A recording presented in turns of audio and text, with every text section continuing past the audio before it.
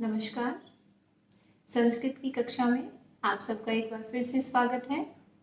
आज हम 9वीं कक्षा के पंचमः पाठ है, 5वां पाठ सुक्ति मौक्तिकम का संपूर्ण अभ्यास करेंगे और सारे प्रश्न उत्तर मैं आपको करवाऊंगी, समझाऊंगी साथ में, और आपको कोशिश करूंगी कि आपको ये पाठ पूरा अच्छे से समझ में आ जाएगा।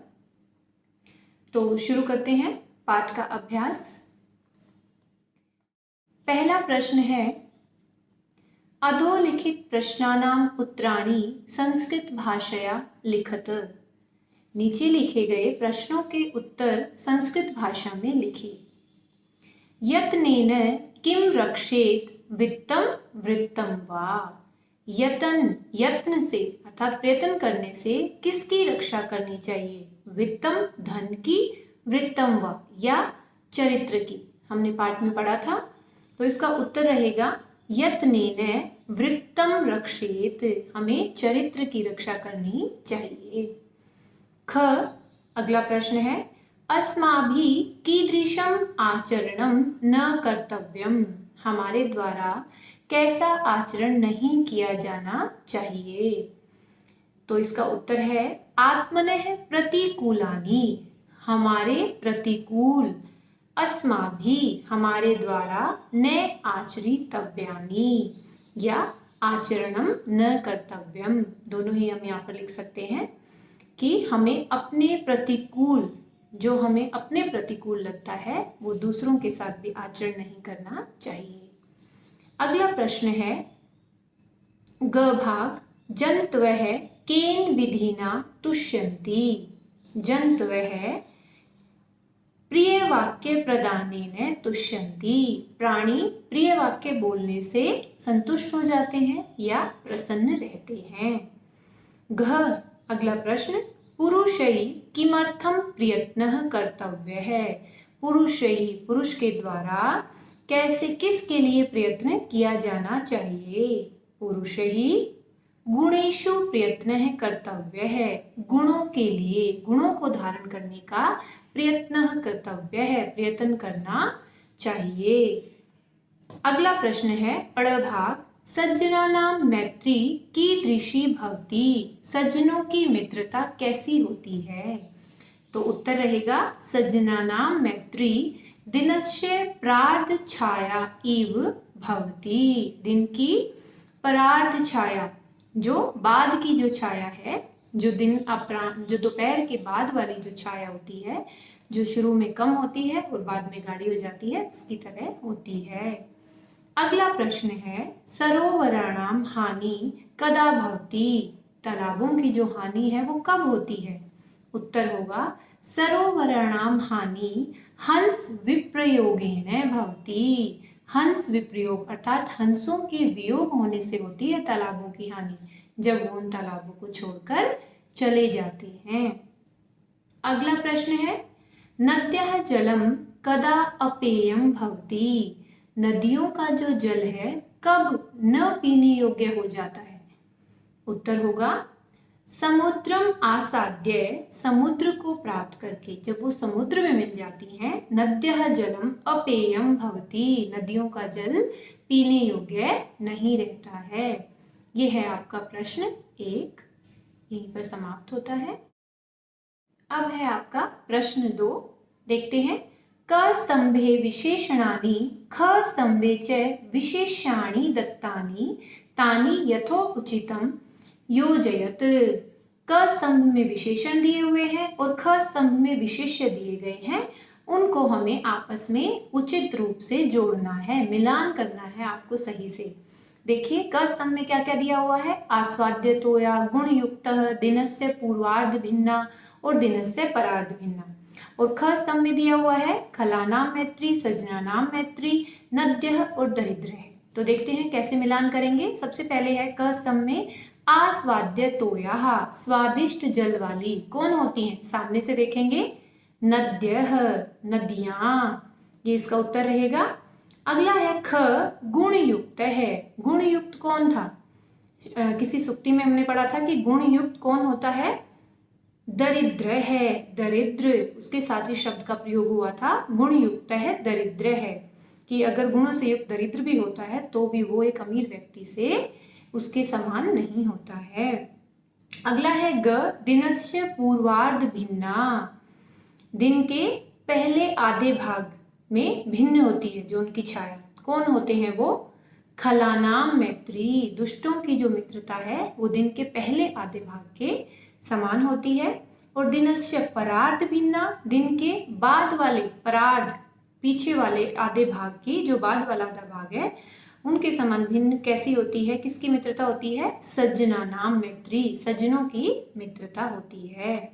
तो ये इसके उत्तर रहेंगे, ये आपके साथ में शेयर भी कर रही हूं। अगला प्रश्न है प्रश्न 3, अधोलिखितयो श्लोकद्वयोः आशयं हिंदी भाषया आंग्ल भाषया वा लिखत।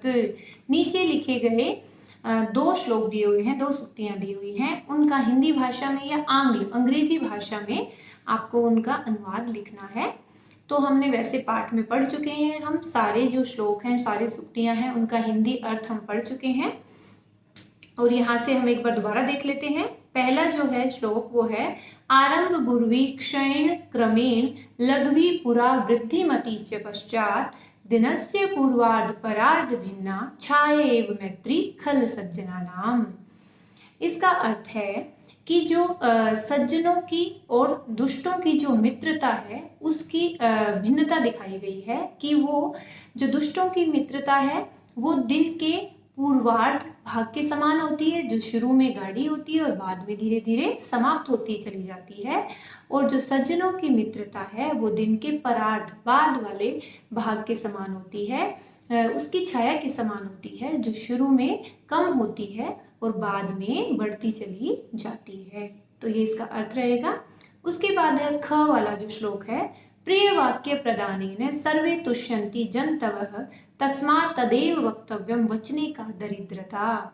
प्रिय वाक्य बोलने से हमेशा ही सभी लोग खुश होते हैं, तो हमें प्रिय ही वचन बोलने चाहिए, और वचन बोलने में कैसी कंजूसी, ये इसका हिंदी अर्थ रहेगा। आगे बढ़ते हैं प्रश्न 4, अधोलिखित पद पदेभ्य भिन्न प्रकृति पदम चित्वा लिखत। नीचे लिखे गए पदों में से भिन्न प्रकृति पद आपको छांटना है। कुछ विभक्ति के आधार पर, प्रत्यय के आधार पर, अलग अलग भिन्नताओं के आधार पर हमें उनको छांटना होता है। जैसे पहला है वक्तव्यम, कर्तव्यम, सर्वस्वम और हंतव्यम। तो इसमें हम देख रहे हैं सब में तव्यम, वक्तव्यम, कर्तव्यम, उसमें तव्य प्रत्यय का प्रयोग हुआ है सब में। और जो सर्वस्वम है वो सबसे भिन्न है, उसमें कोई तव्य का प्रयोग नहीं है, तो यहाँ पर इसका उत्तर होगा सर्वस्वम। आगे है यलेन वचने प्रिय वाक्य प्रदानेन और मरालेन। तो यलेन जो है तृतीया विभक्ति है, प्रिय वाक्य प्रदानेन भी तृतीया है और मरालेन भी तृतीया है। तो इसमें वचने सप्तमी विभक्ति है, इसलिए वचने इसमें भिन्न शब्द है, तो ये इसका उत्तर रहेगा। आगे है श्रूयताम, अवधार्यताम, धन्वताम और श्रम्यताम। ये भी हमारा जो धन्वताम है वो प्रत्यय के आधार पर भिन्न होगा, तो धन्वताम रहेगा यहाँ पर। आगे है जंतव्य है, दद्य है, विभूतय है और परितय है। इसमें जो हमारा परितय शब्द है वो हमारा उत्तर रहेगा, क्योंकि बाकी शब्द बहुवचन है। जैसे जंतु शब्द बहुवचन जंतव्य है, ऐसे नद्य है और विभूतय है, तो परितय है यहाँ पर हमारा उत्तर रहेगा। आगे बढ़ते हैं प्रश्न 5 पर, स्थूल पदानि अधिकृत्य प्रश्न वाक्य निर्माणम कुरुतः। देखिए पहला है क, वृत्ततः क्षीणः हतः भवति, अर्थात किससे, वृत्ततः अर्थात किससे क्षीण जो है मरे हुए के बराबर होता है, समाप्त हो जाता है। तो कस्मात्, किससे, क्षीण, ठीक है, कस्मात् इसका उत्तर होगा। आगे है ख, धर्म सर्वस्वम श्रुत्वा अवधार्यताम। तो किसको धर्म को जानकर या धर्म को सुनकर धारण करना चाहिए, ऐसा है ना, तो किसको जानकर, किम श्रुत्वा, तो यहाँ पर उत्तर होगा किम श्रुत्वा, किम जो हमारा प्रश्नवाचक है। आगे है ग, वृक्षः फलम न खादन्ति, वृक्ष जो है फल नहीं खाते हैं। तो कौन, के आएगा इसमें प्रश्नवाचक, कौन फल नहीं खाते हैं। खलानाम मैत्री, किसकी, किनकी जो मित्रता है वो शुरू में गुरवी गाढ़ी होती है, तो खलानाम किसकी, तो प्रश्नवाचक बनेगा केशाम मैत्री, केशाम अर्थात किसकी मित्रता। तो ये था आपका 5वां प्रश्न। करते हैं प्रश्न 6 की ओर। अधोलिखितानि वाक्यानि लोट लकारे परिवर्तयत, नीचे लिखे गए वाक्यों को लोट लकार में परिवर्तन करना है आपको। आपने 5 लकार पढ़े हैं, 9वीं कक्षा में भी पढ़े हैं, और उससे पहले आपने 8वीं कक्षा में भी 5 लकार पढ़े होंगे। तो लोट लकार आज्ञार्थक जिसका अर्थ होता है उसमें आपको इनका परिवर्तन करना है। सिर्फ हम वचन का ध्यान रखेंगे कि एक वचन में है या द्विवचन में है। हमारा जो लट लकार इन्होंने दिया है उसी को हमने बिल्कुल सेम लोट लकार में परिवर्तन करना है। जैसे सह पाठम पठति, तो सह पाठम पठतु। आगे है नद्य आस्वाद्य तोया संति, तो संति का संतु, बहुवचन में ही करेंगे हम परिवर्तन। आगे है सह सदैव प्रिय वाक्यम वदति, वह प्रिय वाक्य बोलता है हमेशा, यह वह प्रिय वाक्य वदतु बोले। आज्ञार्थक में कैसे बनेगा कि बोले, आज्ञार्थक वाक्य होते हैं इसमें। आगे है त्वम परेशान प्रतिकूलानि न समाचरसि, त्वम परेशान प्रतिकूलानि न समाचरे, पर दूसरों के प्रतिकूल आचरण नहीं करते हो और नहीं करो। ठीक है।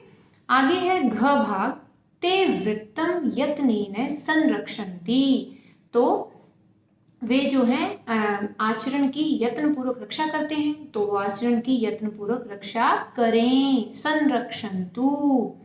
आगे है अहम परोपकाराय कार्यम करोमि, मैं परोपकार के लिए कार्य करता हूँ, तो मैं परोपकार के लिए कार्य करूं, करवाणी।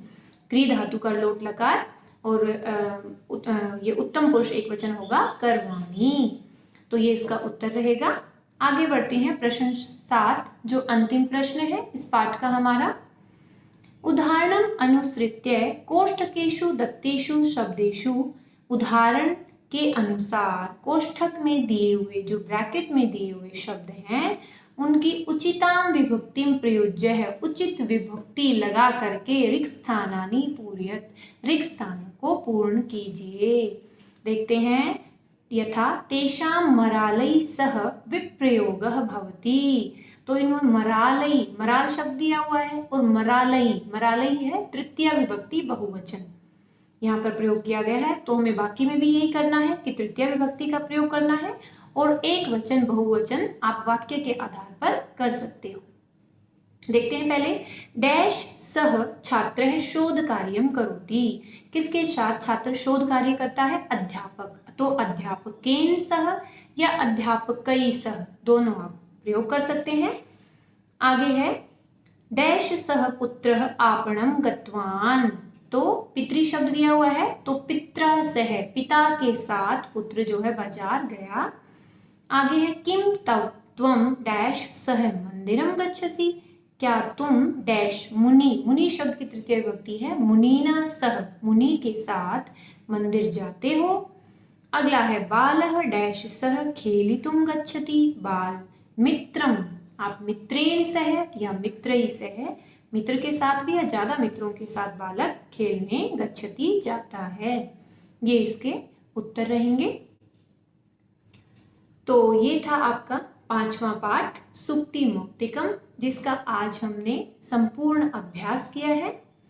इसके साथ साथ मैं एक वर्कशीट का लिंक भी आपके साथ शेयर करूंगी। ये वर्कशीट आपके इसी पाठ से संबंधित होगी और आप इस वर्कशीट को घर पे सॉल्व जरूर करके देखेंगे, तभी आपको पता चल पाएगा कि बोर्ड की परीक्षा में आने वाले जो भी प्रश्न हैं वो बिल्कुल इस वर्कशीट की तरह ही आएंगे। उन्हीं का अभ्यास मैं आपको साथ साथ हर पाठ के साथ करवा रही हूँ, जो आपके लिए बहुत लाभदायक रहेगा। तो हर बच्चा जो भी ये वीडियो देख रहा है वर्कशीट को जरूर करें, और वर्कशीट से संबंधित अगर कोई प्रश्न आपको समझ नहीं आता है, आपको लगता है कि इसका उत्तर आपको नहीं आ रहा है, तो कमेंट बॉक्स में वो प्रश्न लिख दीजिए, उसको मैं आपका उत्तर देने का पूरा प्रयास करूंगी और आपकी सारी समस्या दूर हो जाएगी। और आप सब इस चैनल को सब्सक्राइब करें और वीडियो देखने के लिए आप सभी का बहुत बहुत धन्यवाद।